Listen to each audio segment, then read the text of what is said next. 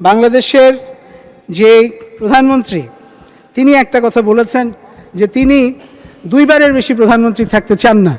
আমার মতে, এটা আমার ব্যক্তিগত অভিমত, আমার দলের এটা কিছু বলেননি আমাকে, সেটা হচ্ছে যে কোনো এমপিরও 2, 3 বা 4 বারের বেশি থাকা উচিত না। মাননীয় স্পিকার, তো আমি আসলে মাননীয় প্রধানমন্ত্রী আজকে বাংলাদেশকে একটা আধুনিকতার দিকে নিয়ে যাচ্ছেন, একটা আধুনিক রাষ্ট্র তিনি তৈরি করার চেষ্টা করছেন।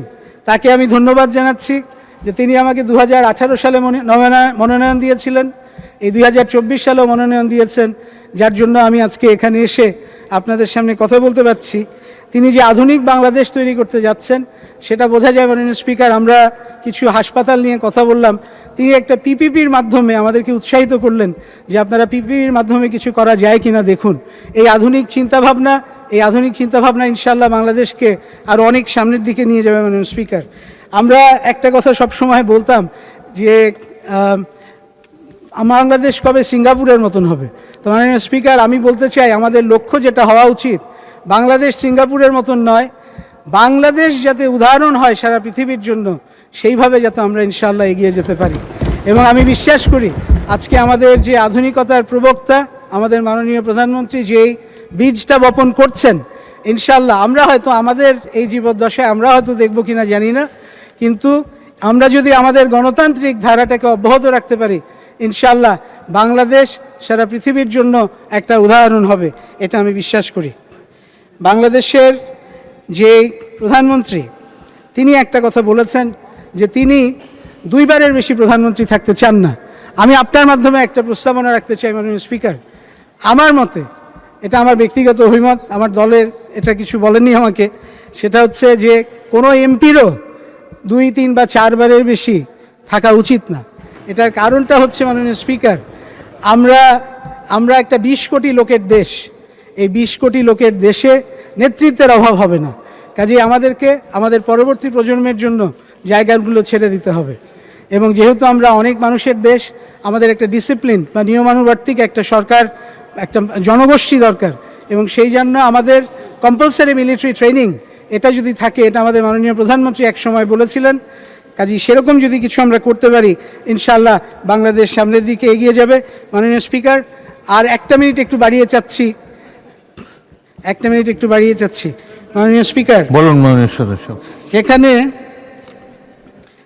জেন জির প্রতি একটা কথা বলতে চাই। মাননীয় স্পিকার, জেন জি আমাদেরকে এই 24-এর পুরোভাগে তারা ছিল, যেই সংগ্রাম আমরা 15-16 বছর ধরে করেছি, সেই সংগ্রামকে তারা একটা অগ্ন্যুৎপাত ঘটিয়েছে। কাজে তাদের প্রতি আমাদের শ্রদ্ধা এবং ভালোবাসা দুটাই একই সঙ্গে আছে। এবং তাদেরকে একটা কথা বলতে চাই যে আমরা তোমাদেরকে দেখতে পাচ্ছি, আমরা তোমাদের কথা শুনতে পাচ্ছি, আমরা তোমাদের হৃদয় স্পন্দন অনুভব করতে পারছি। এবং ইনশাআল্লাহ তোমরা আস্থা রাখো, আমরা 24-এর যে সনদ, সেই সনদকে যেমন সম্পূর্ণভাবে বাস্তবায়ন করব, ইনশাআল্লাহ ভবিষ্যতের জন্য যেই বাংলাদেশকে তোমরা স্বপ্ন দেখেছো, ইনশাআল্লাহ সেই বাংলাদেশকে আমরা সামনের দিকে নিয়ে যেতে পারবো। মাননীয় স্পিকার, বাংলাদেশের জন্য একটা নতুন সোশ্যাল কন্ট্রাক্ট বা সামাজিক চুক্তি দরকার, সেদিকে ইনশাআল্লাহ বাংলাদেশ এগিয়ে যাচ্ছে। আজকে এই কনস্টিটিউশন বা সংবিধানটা হচ্ছে একটা লিভিং ডকুমেন্ট বা একটা জীবন্ত একটা দলিল। কাজেই এই লিভিং ডকুমেন্টের মাধ্যমে ইনশাআল্লাহ আমরা সামনের দিকে এগিয়ে যাব।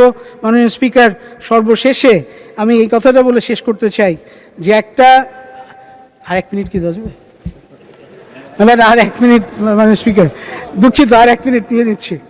মাননীয় স্পিকার, আর একটা কথা, যে সংবিধানের ব্যাপারে আমার একটা ব্যক্তিগত একটা কথা একটু বলতে হচ্ছে। এই জন্য আমি ছাত্র অবস্থা থেকে এটা বলেছি, এটা নতুন কিছু না।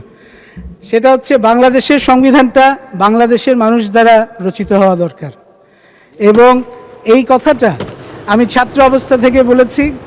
এই জন্য বলেছি মাননীয় স্পিকার, আপনি যদি আমাদের সংবিধানের 7ম যে শিডিউলটা আছে, তফসিলটা আছে, সেটা যদি দেখেন, তাহলে সেখানে দেখবেন যে মুক্তিযুদ্ধের ইতিহাসটা কিভাবে এসছে, মুক্তিযুদ্ধের ঘোষণার ইতিহাসটা কিভাবে এসছে। এইটাকে সঠিক করার জন্য আমাদের বাংলাদেশিদের দ্বারা বাংলাদেশের সংবিধান রচিত হওয়া দরকার। সর্বোপরি মাননীয় স্পিকার, আমার পঞ্চগড়ের মানুষজন যারা আমাকে নির্বাচিত করে এখানে পাঠিয়েছে, তাদেরকে আন্তরিক ধন্যবাদ দিচ্ছি। তাদের বহু সমস্যা আছে, স্বাস্থ্য থেকে শিক্ষা থেকে আরম্ভ করে বহু, এগুলো সব আমি ইনশাআল্লাহ আস্তে আস্তে আপনাদের সামনে উপস্থাপন করব। এবং সর্বশেষে আমার শ্রদ্ধেয় পিতা এবং মাতা যারা they have never failed to remind me that it is Bangladesh I have to serve, এই কথাটা বলে আপনাকে ধন্যবাদ জানিয়ে বিদায় নিচ্ছি মাননীয় স্পিকার। ধন্যবাদ মাননীয় সদস্য। প্রবাসীদের জন্য নির্মাণ হচ্ছে দেশের প্রথম স্মার্ট সিটি, যেখানে থাকছে স্কুল, মসজিদ, হাসপাতাল, সুইমিং পুল, হেলিপ্যাড, পাঠাগার, জিম, সুপারমার্কেট, শিশু পার্ক সহ সকল নাগরিক সুবিধা। মাত্র 30 লাখ টাকা বিনিয়োগে মিলছে আকর্ষণীয় ফ্ল্যাট। প্লাটিনাম ইনভেস্টরদের জন্য ঢাকা বিমানবন্দরে ভিআইপি প্রোটোকল সুবিধা। বিস্তারিত জানতে যোগাযোগ করুন স্ক্রিনে দেয়া হোয়াটসঅ্যাপ অথবা ইমো নাম্বারে।